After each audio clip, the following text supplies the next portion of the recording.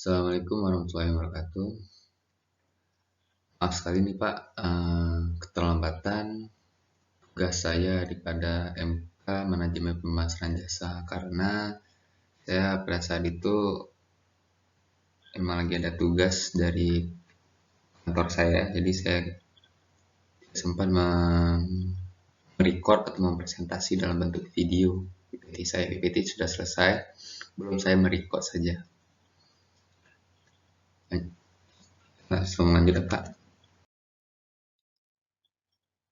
Kepada MK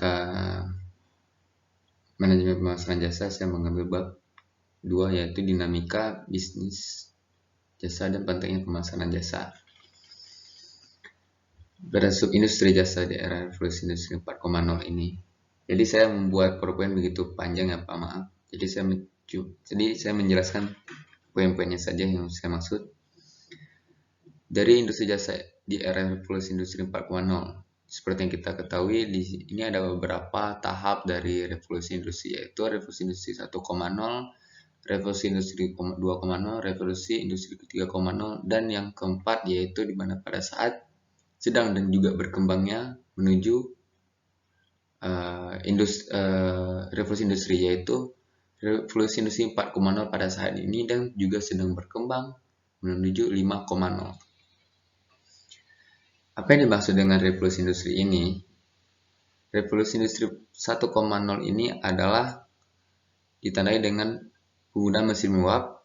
2.0 ketika masyarakat sudah mulai mengenal rantai industri. 3.0 terjadi ketika komputerisasi. Yang dimaksud itu adalah kayak komputer, sound, scanner, mouse, dan segala macam untuk hal yang di dalam industri jasa pelayanan. Dan yang 4.0 ini adalah di era mana kemajuan teknologi yang sekarang ini kita jalankan. Dan kalau mungkin yang sekarang ini Pak, maaf Pak, bukan mungkin yang sekarang ini kita jalanin dari 4.0 menuju 5.0, dan 5.0 ini adalah perkembangan dari 4.0 yang saya baca dan juga yang saya ketahui. Revolusi 4.0 ini adalah digitalisasi.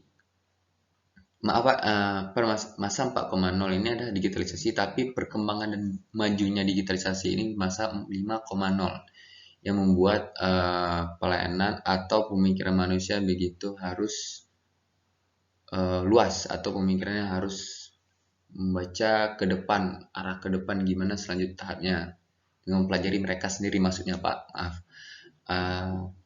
Saya kutip beberapa kata data dari penulis dari referensi, yaitu Palmer tahun 2014. Jasa memiliki sejumlah ciri khas yang membedakannya dari barang dan memiliki sejumlah implikasi pemasaran yang penting.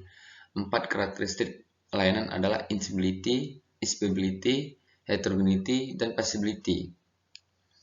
Oke, di sini saya jelasin Pak, maksud dari empat karakteristik ini. Instability ini adalah tidak terlihat. Bagaimana dibilangnya, yang dimaksud itu bilangnya mereka tidak dapat dilihat, dicicipi, dirasakan, atau disentuh seperti barang berwujud. Nyatanya banyak layanan yang sulit untuk diperiksa sebelum dibeli, kurangnya bukti fisik meningkatkan level ketidakpastian.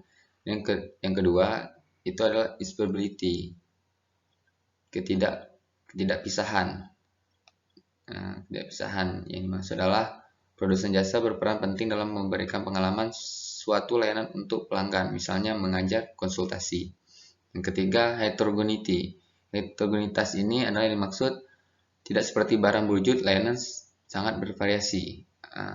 Masalah lainnya adalah pelanggan biasanya terlibat dalam proses produksi layanan, sehingga mungkin sulit untuk melakukan pemantauan dan kontrol untuk memastikan standar dan konsisten, misalnya tata rambut, pengasuhan bayi. Itu dimaksudkan heterogeneity Pak. Yang keempat, perishability, mudah rusak. Contohnya itu seperti kamar hotel pada tanggal dijadwalkan, pada saat dijadwalkan kamar hotel, tidak dapat menjual mereka setelah itu. Dengan demikian, masa pakai layanan penghasilan perhatian yang lebih besar pada peramalan permintaan dan pemanfaatan kapasitas. Seperti itu, Pak. Dan juga saya mengutip kata referensi dari Payne tahun 93, pemahaman tentang sejauh mana layanan tertentu memiliki salah satu karakteristik yang berbeda. Sangat penting untuk mengidentifikasi tentang dan merancang program pemasaran sebuah dianalisis dengan benar dalam hal karakteristiknya dan memanfaatkan nilai secara akurat. Sumber keunggulan kompetitif yang penting.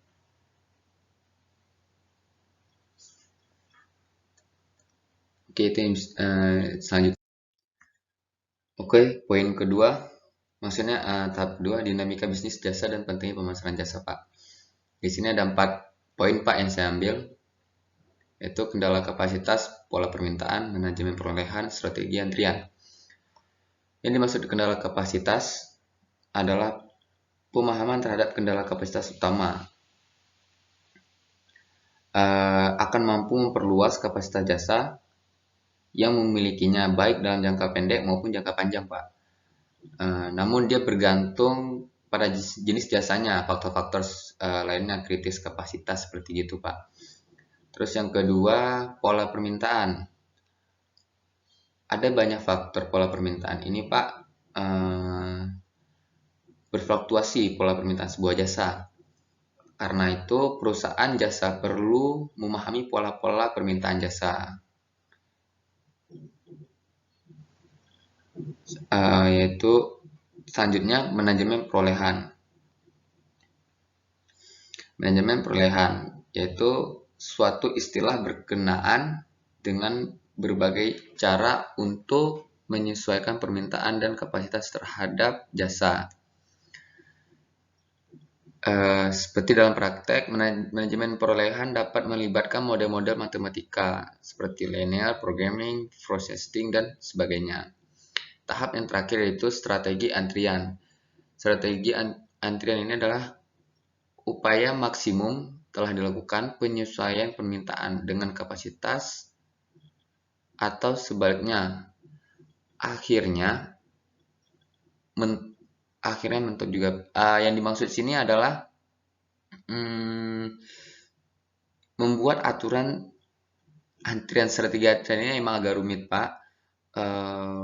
Tapi sini ada alternatifnya, yaitu menetapkan urutan operasi yang logis, banyaknya susunan antrian, menetapkan proses pemesanan, membedakan jenis konsumen yang menunggu berikutnya. Yang saya lihat, yang saya ketahui seperti sekarang ini, membeli barang atau memesan barang, memesan minuman atau makanan di tempat kasir dan menunggu di meja atau atau keluar dari antrian yang sudah mereka pesan, itu tunggu di meja, tunggu di tempat kursi yang sudah dibuat, sudah diatur, Pak, oleh dari tempat usaha tersebut. Dan setelah selesai barang yang kita pesan itu akan dipanggil atau diantar ke tempat kita duduk, seperti gitu, Pak. Mungkin ada yang kurang, saya minta maaf, Pak, karena saya bagian poin yang 3 ini mungkin kurang begitu mengetahui, Pak. Yes, itu dari segi antrian yang saya pahami, Pak. Selanjutnya,